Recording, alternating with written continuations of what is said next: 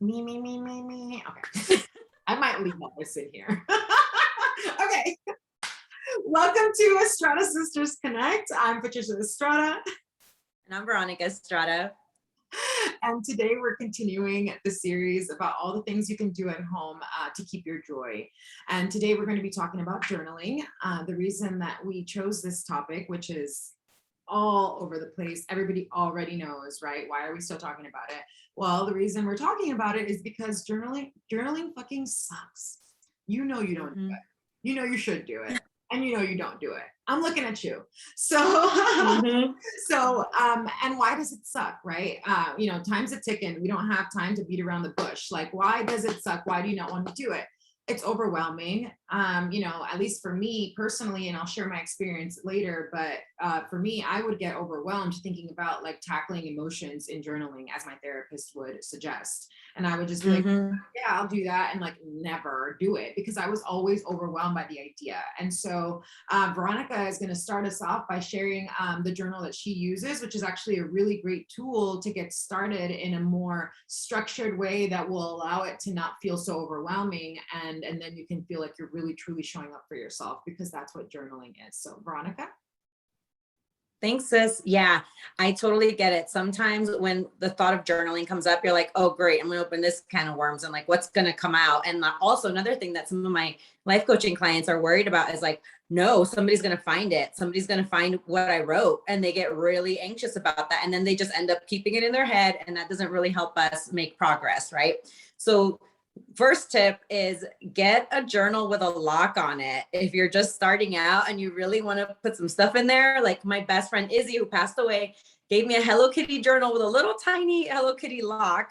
And I kept those keys on my keychain because I was putting some stuff in there that was really profound. So first of all, if you're scared and you do have some stuff to unload, definitely get a journal with a lock on it. Make it cute so that you want to write in it. And that's number one that, we didn't talk about off air, sis, but I definitely just wanted to share that. That's a really good tip. Thank you. Go ahead. Yeah. So my journey with journaling has ebbed and flowed. In the beginning, when I started meditating about 7 years ago, I would have all these breakthroughs and all these aha moments, and all these dots would be connected. So I felt super compelled to write in a journal right after I meditated. And then after doing a whole lot of healing and processing, I didn't really journal that much. But I did still keep, I recommend also keeping small journals with you, like in your bag, in your car, wherever, that are like bendy, that don't take up a lot of space. And that way, if something comes to mind, or something pisses you off, or something actually makes you really happy, or you connect with someone and you want to jot it down, that's one way to also have a journaling practice. So it doesn't have to be super formal. It can just be like ad hoc. The other thing that I do now, and I haven't been doing it as consistently as I would like, is I work with the Sunrise Manifesto. It's a guided morning journal. And I bought it on Amazon, even though we don't like to shop from Amazon, but that's beside the point.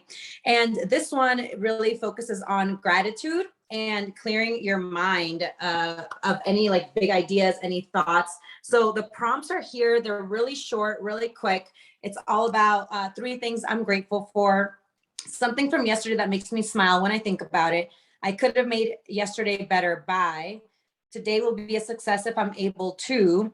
And then if I could only complete 2 or 3 tasks today, I would. And then you list 1 or to 3 things. And then the other really cool thing that it does is it helps you be more productive by just having like a brain dump page where you can write down anything that's like on your mind, anything that you want to remember later.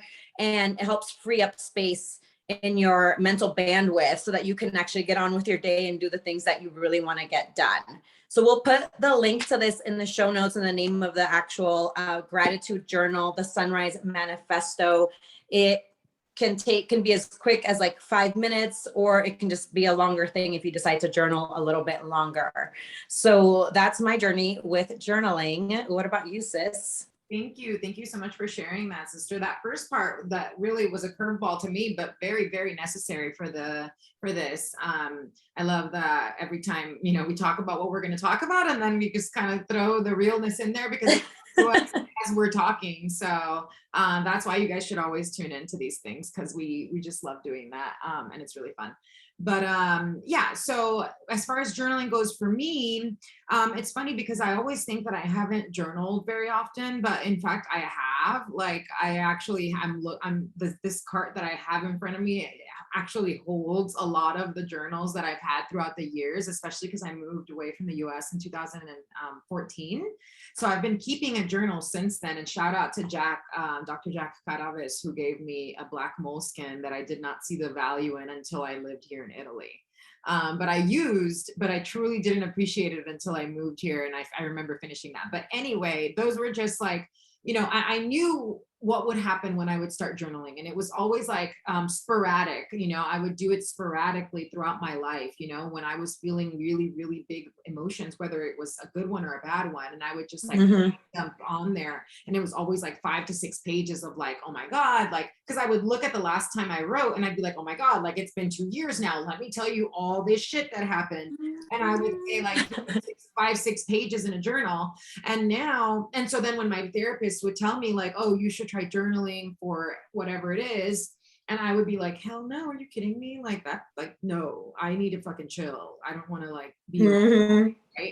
And so then one day, one day on her Instagram page, I saw that she posted a photo of the 5-minute journal, which is essentially like not the same thing, but it's very similar to the morning manifesto that Veronica shared, because it's literally, you wake up, you write down 3 things you're thankful for, 3 things you want to accomplish in the day, and one affirmation.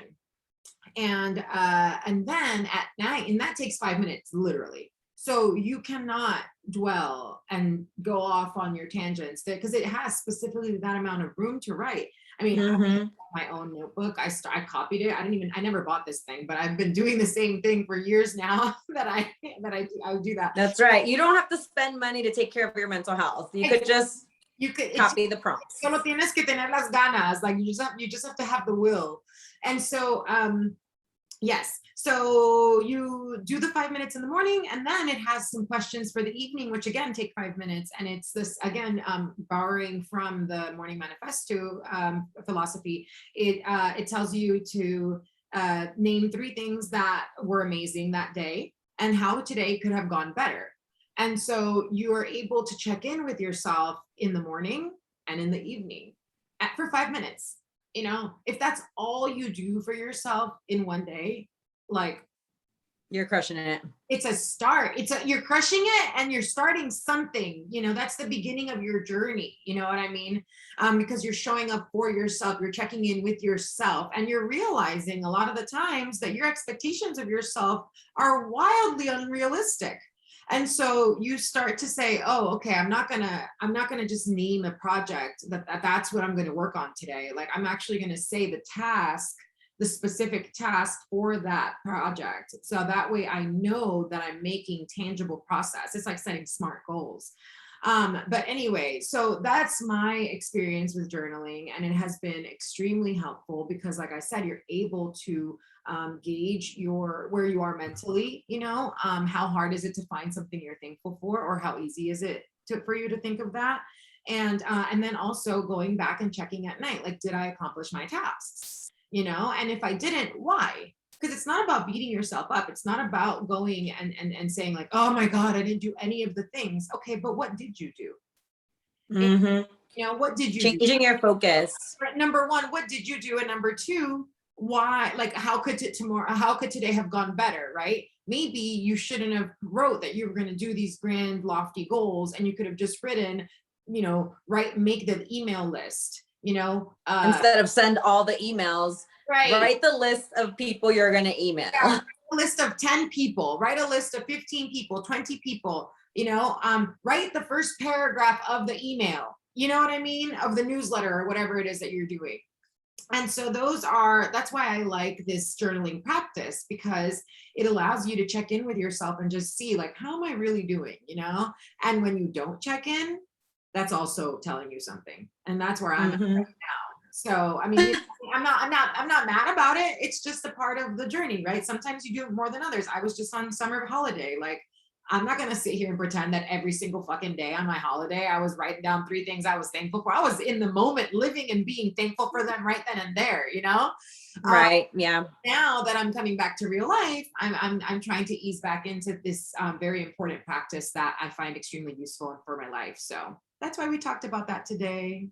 Yeah. Another quick 2 things I want to mention is that I also do keep a dream journal, because sometimes as soon as you wake up, you have these key insights or downloads or realizations, and it's very important to jot those down while you can. And that's kind of been a really fun thing to keep right by my bed, and it keeps me from jumping on my phone right away. So if you want and you have cool dreams that you remember, you want to start remembering, try keeping a dream journal. And then the other thing is I want to share is this thought that in history, we have the journals of all these great people, great human beings that existed and that lived. And oftentimes, sometimes some of the greatest inventions, like the toaster or whatever, came to them in a dream. So this insight that I heard is, do geniuses journal, or does journaling make geniuses? So that reflection on yourself and tracking yourself can lead to some really magical, epic realizations. So even if you're not processing a bunch of stuff, you didn't have a bunch of trauma in your life, if you want to be better, if you want to elevate your performance, you want to continue to be a high achiever, get to that next level in your life, start journaling and catching yourself, noticing yourself, and do that research on yourself. Become a detective of your own mind and your habits. And that's how you can change them and become better. Mic drop right there. Thank you, Sarah. Thank you for joining us. That was fantastic. And we will see you next time.